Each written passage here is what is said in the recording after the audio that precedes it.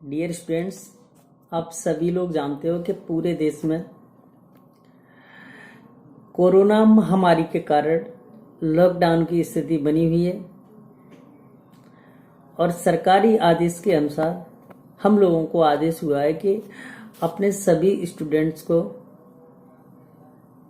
Virtual class दें, online class दें, उनके व्हाट्सएप ग्रुप बनाएं, हर क्लास का अलग अलग, और उन बच्चों को व्हाट्सएप ग्रुप के माध्यम से पढ़ाएं।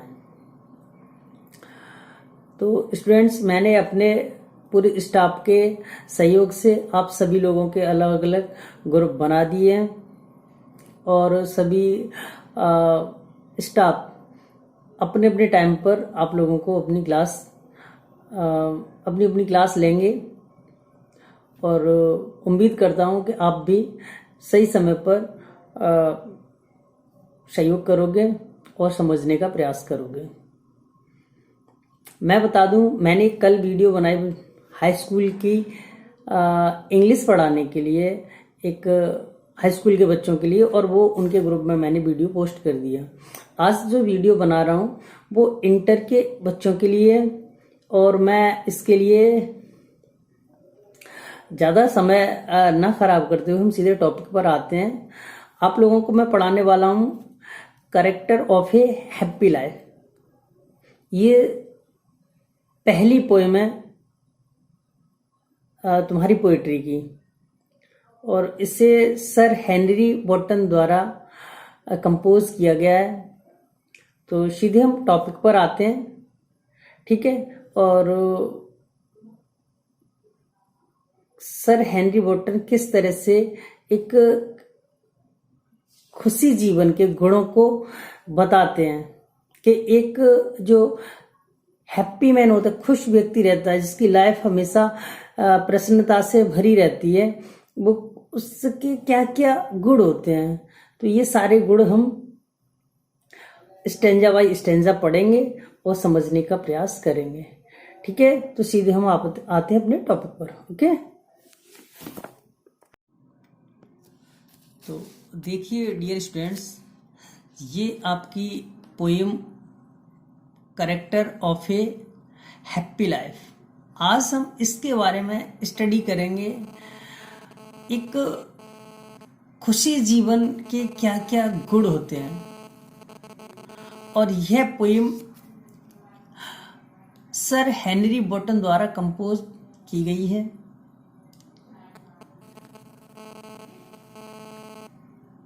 और पोएट ने यहाँ इस पोएम में बताने की कोशिश की है कि एक खुशी जीवन के क्या क्या गुण होने चाहिए। तो वो सीधे हम टॉपिक पर चलते हैं। तो वो क्या क्या गुण हैं वो हम स्टेंजा बाय स्टेंजा पढ़ेंगे और समझने का प्रयास करेंगे। और अगले वीडियो में मैं आपको इसके रेफरेंस, कॉन्टेक्स्ट और एक्सप्लेनेशन कैसे करने ये बताऊंगा। तो ठीक है, हम आते हैं फर्स्ट स्टेंजा। आपको शायद सही से क्लियर हो रहा होगा। How happy is he born और टॉट,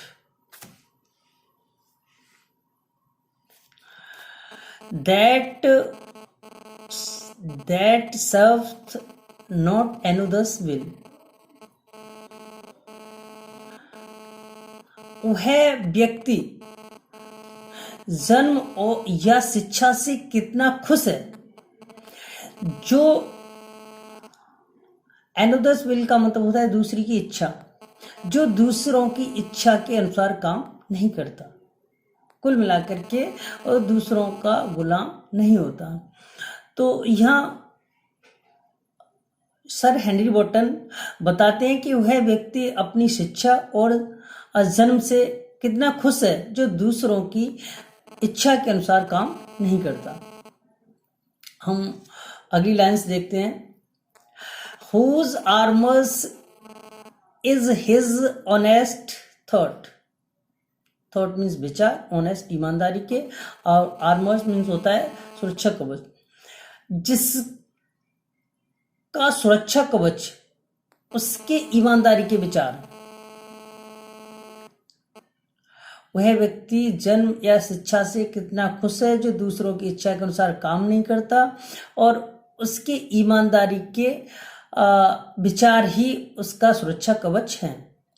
अगली line, and simple truth his utmost skill, और साधारण सी सच्चाई ही उसके सर्वोत्तम गुण हैं या श्रेष्ठ गुण हैं, श्रेष्ठ योग्यता है। तो समझता हूं कि आपको ये स्टेंजा समझ आ गया होगा। तो हम देखते हैं next, whose passions not his masters are. Passion का मतलब होता है इच्छा। तो सर हेनरी वॉर्टन कहते हैं कि उस व्यक्ति की इच्छाएं उसकी मालिक नहीं होती। मास्टर्स मीन्स होता मालिक।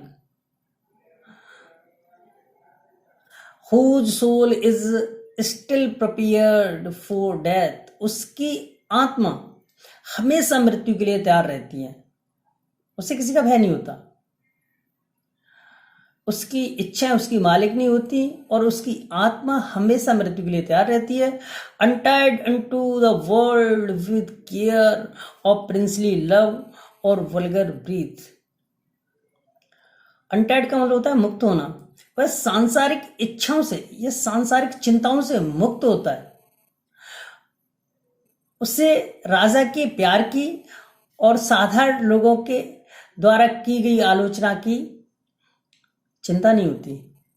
वह सांसारिक चिंता नहीं करता है और न ही वह राजा के प्यार की चिंता करता है, न ही वह साधारण लोगों द्वारा की गई आलोचना की। तो बल्गर ब्रीथ का मतलब होता है कि किसी के द्वारा की गई आलोचना।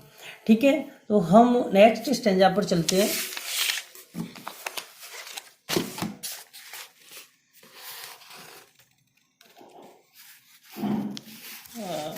ये देखिए,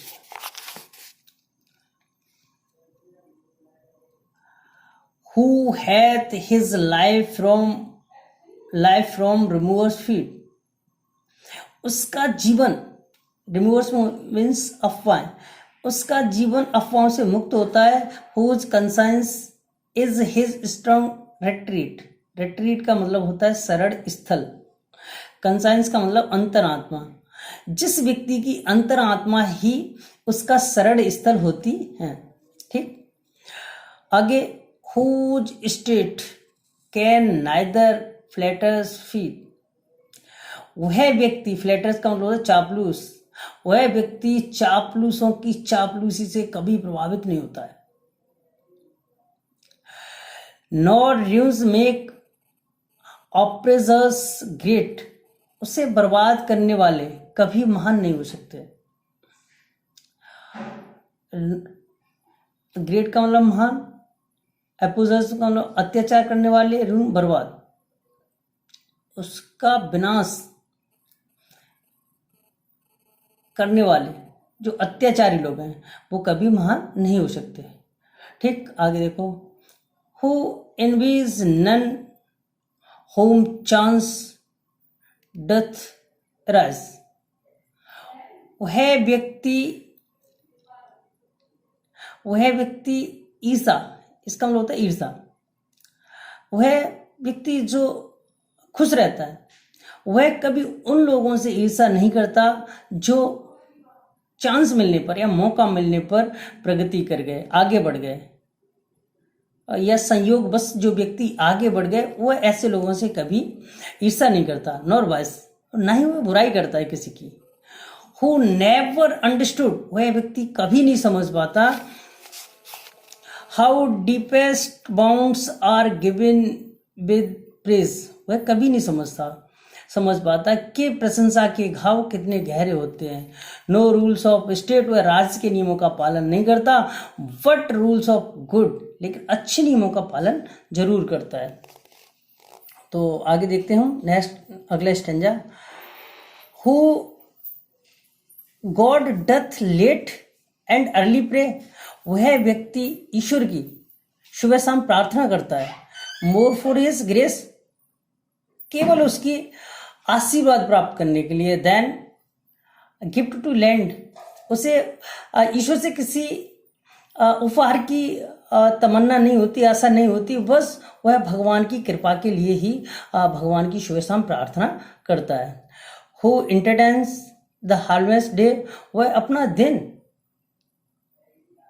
वह अपने दिन में वह व्यक्ति वो अपना मनोरंजन जो करता है, वह पूरे दिन अपनी अच्छी किताबों के साथ और अच्छे दोस्तों के साथ बिताता है। वह व्यक्ति मनोरंजन भी अच्छे दोस्तों के साथ और अच्छी किताबों के साथ पूरा दिन व्यतीत करता है। Next, this man is a free from several bands, ऐसा व्यक्ति सभी बंधनों से मुक्त होता है। ऑफ होप टू राइज, उसे उठने की आशा नहीं होती, और फियर टू फॉल, और गिरने का भय नहीं होता। लॉर्ड ऑफ हिमसेल्फ, वह खुद का मालिक होता है। दो नॉट ऑफ लैंड, भले ही उसके पास कोई जमीन जायदाद नहीं होती।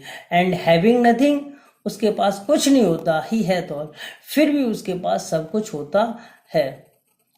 तो डियर स्टूडेंट्स, ये जो पोएम थी जिसका मैंने हिंदी अनुवाद कर दिया है, और आशा करता हूँ कि आपकी सभी की समझ में आ गई होगी। मैं नेक्स्ट वीडियो में आपको इसके रेफरेंस, कॉन्टेक्स्ट और एक्सप्लेनेशन बताऊंगा। Thank you.